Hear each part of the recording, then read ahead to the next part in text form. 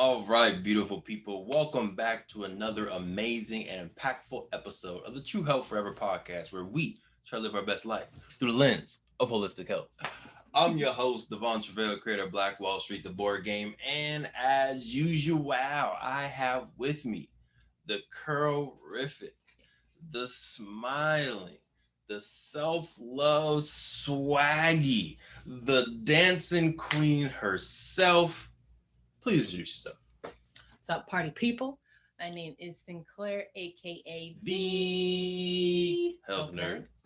And we're joining you here on a Saturday afternoon. Yes, ma'am. It's not necessarily gloomy, but a little bit gloomy. Is that going to be an issue?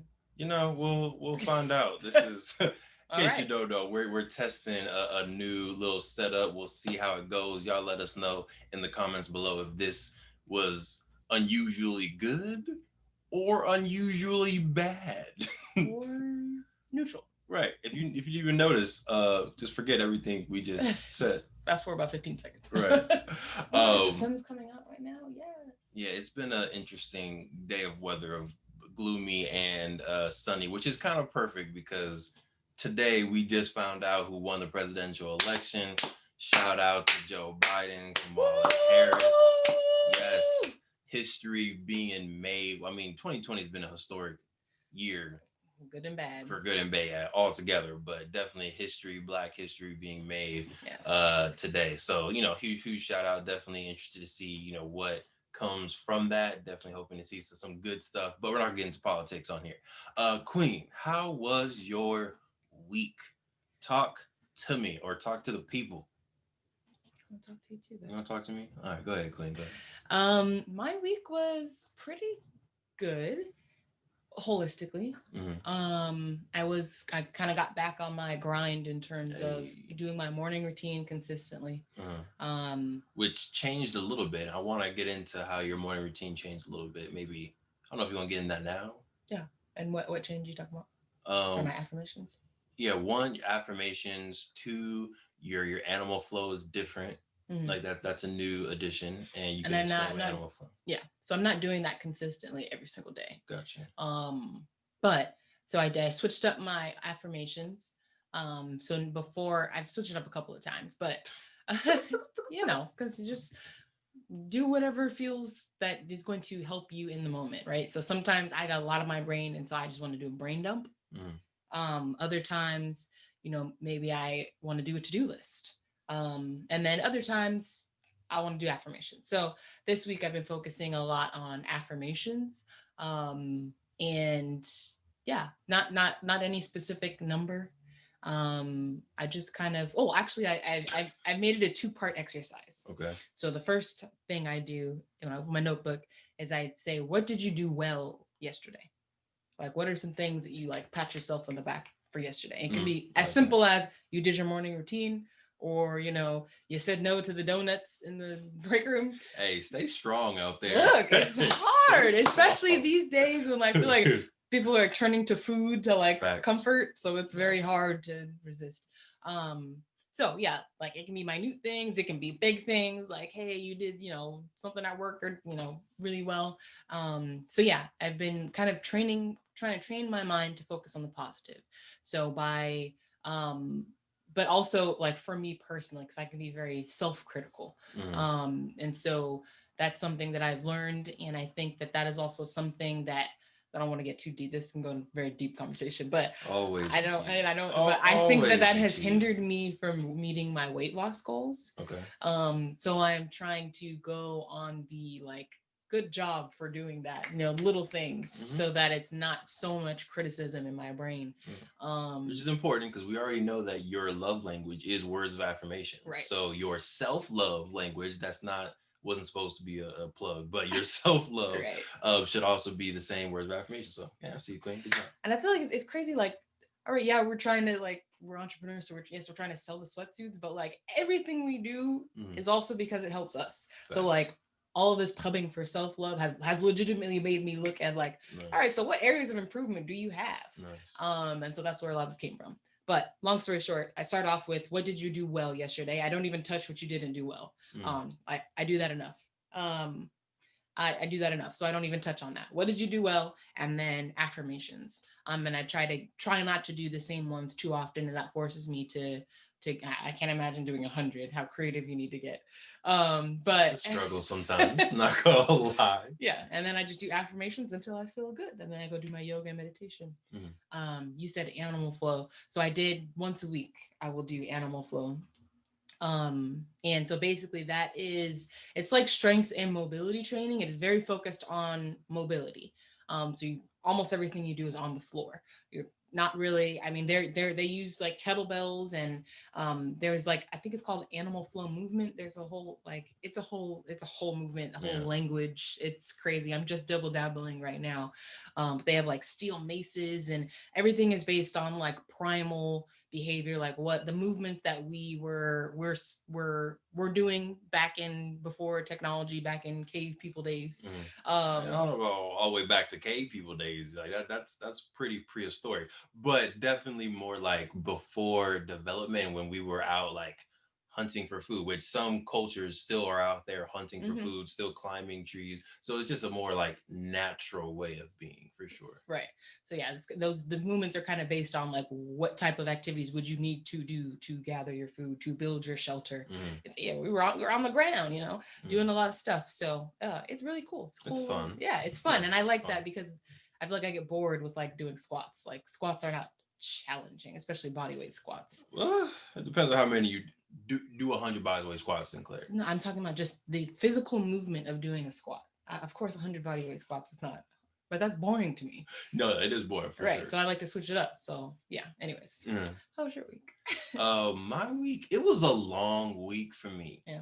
Like it felt like it should have been Friday 6 Fridays ago. I was like, what day is it? It's only Tuesday. What day is it? Oh, it's still Tuesday. Because I had a pretty big like work event on Friday, which went pretty well. Shout out to everyone who supported it. Much love. We have folks from Ethiopia, Ghana, Brazil, Houston, Oakland, LA, all on this one webinar or conference. That was fun that it went well, but I was definitely had a lot of stress and anxiety all week because of this conference. What else went well? Also, we got restocked on Black Wall Street board games. That's another thing that's been like heavy on my heart and kind of give me some anxiety. The fact that folks, gave us the money and we haven't been able to give them their product yet. But long story short, it was a long week. We are restocked on Black Wall Street, the board games. Very excited for that. Again, it's been heavy on the heart. The fact that people again gave us their money and they didn't get anything in return. I don't like some businesses are used to that. They just do that. It's like, that's not what I'm used to. So I had a lot of anxiety about that, but games are now available. They'll start shipping out next week. If you order today, they'll start shipping out next week or the week after as well. So much love on that. Thank you. Appreciate you. No, that was heavy.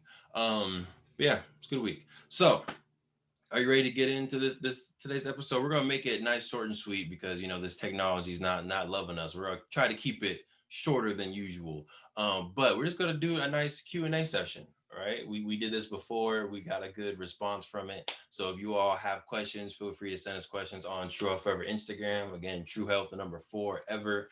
This will also be on YouTube, so you can comment afterwards for more questions. And maybe the next time we have a Q&A session, we will answer your question about health, wealth building, entrepreneurship, social health, all that good stuff. All right. So without further ado, let's get into the episode.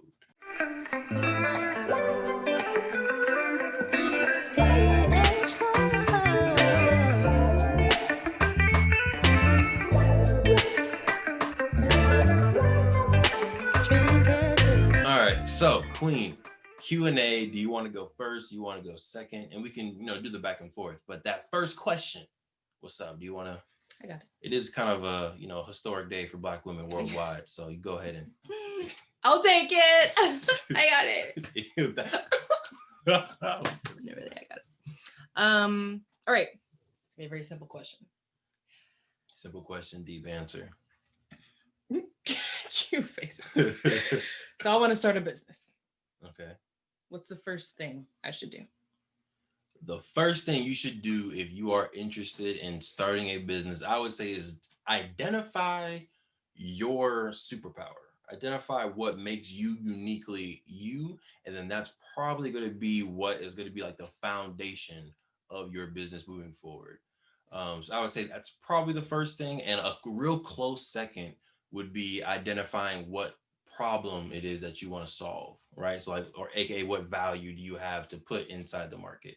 So again, looking at Black Wall Street, the board game, the problem is financial literacy. The unique value proposition or the unique skill that we brought to it was, I guess, education. Like the fact that I've been working in education for years, have that kind of connection with families, with community-based organizations. So I had a good sense of what folks like that wanted. So yeah, I would say define what your talent, what makes you unique, and then the second is what problem specifically are you solving? Any suggestions on how, any tools or anything like that how to find our superpower? If that's something like, man, I just really don't know, I'm not really good at anything. Like, what are either some questions I can ask myself or something to help me identify? Yep, I got you. So a few things. One, there is like a bunch of different personality tests out there that you can definitely take just to kind of know a little bit about who you are as a person. Myers-Briggs personality test, the DISC assessment. There's the Social True styles. Colors, social styles. So there's all types of stuff. So I would say just pick one or two, pick the free ones. Just Social styles. If you type in social styles assessment, you can find it free online. Yeah, and then yeah, go with that. The second thing I would say is like think about yourself. What do your friends and family members come to you for? Right. And I think personally, a lot of friends like come to me for business advice, for money advice, financial literacy. So that's already my brand has already been built amongst my friends and family for that particular industry. So for you, and you're looking at your family, who do they come to you for help? Do they come to you for recipes? Do they come to you for events? Like if they want someone to do a birthday or a wedding, who do they go to in the family? And maybe that's probably the person who can do it for people outside the family as well. Yeah. Gotcha. They come to you for relationship advice. Right. Whatever it is. All of that. Cool. So to the queen. To the queen, for folks trying to start their health journey, what books would you recommend? Okay. And it doesn't have to be multiple. I just said books, but if it's just one, just like, oh, this is a must-have, you can go with that. But go ahead, Quinn. So I read one. It's a dynamic microphone, so it doesn't pick up. Oh, okay. There was a very loud car having a tantrum outside. One of them was How Not to Die. Very interesting title, I know. But basically it's a really thick book. But it's got a lot of good, I like the way they outline it. They basically outline it. I don't remember the author's name. I never yeah, it's hard for me to remember a lot of authors' names. Yeah. No disrespect, y'all brilliant people, but I'm just like, yeah. How Not to Die.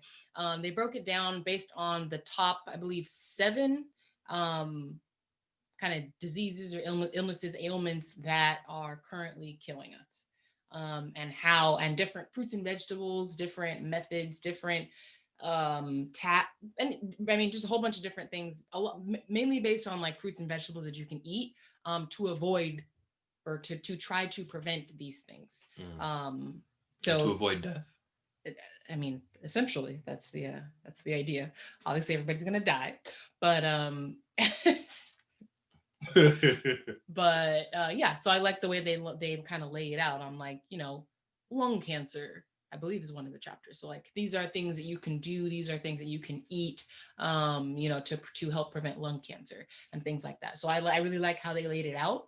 And I like that they get pretty practical in terms of like, I think it's called the Daily Dozen.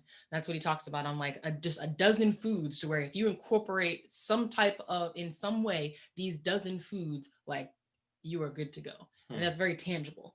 I think like when books have very tangible things. And then another one that I'm currently reading that he knows I get like hyped up comic. I'm like, well, this is good stuff, is Natural Health for African Americans. Again, by 2 Black doctors. Don't remember y'all's names, but y'all the ones. Y'all the ones. Yes. But that book is really, really good at taking a very, very holistic look, which is one thing that I like, right? We are True Health Forever about holistic health. So I love the holistic look that it talks about. But it also, again, is very tangible on like, these are foods that you can eat that are low glycemic, that are, complex carbs.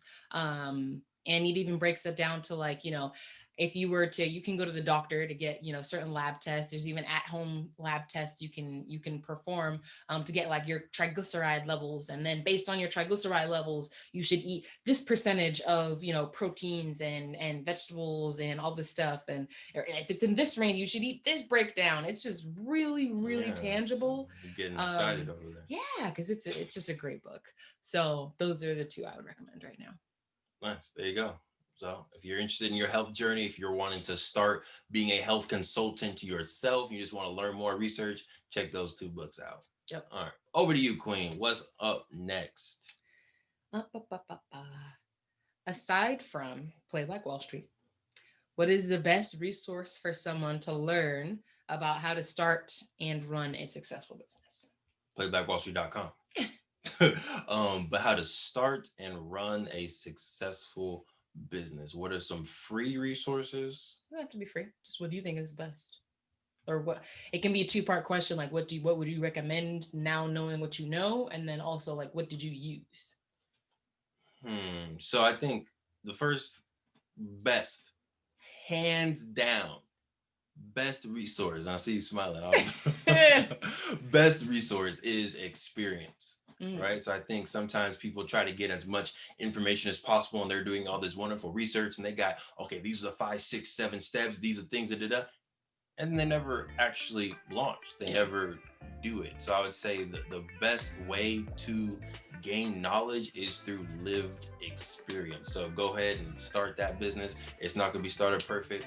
True Health Forever didn't start perfect. Play Black Wall Street didn't start perfect. These self-love sweatsuits didn't start perfect. Still not perfect. Right. So it's like, don't be afraid to take that first, step, unsettled step, and then get better over time.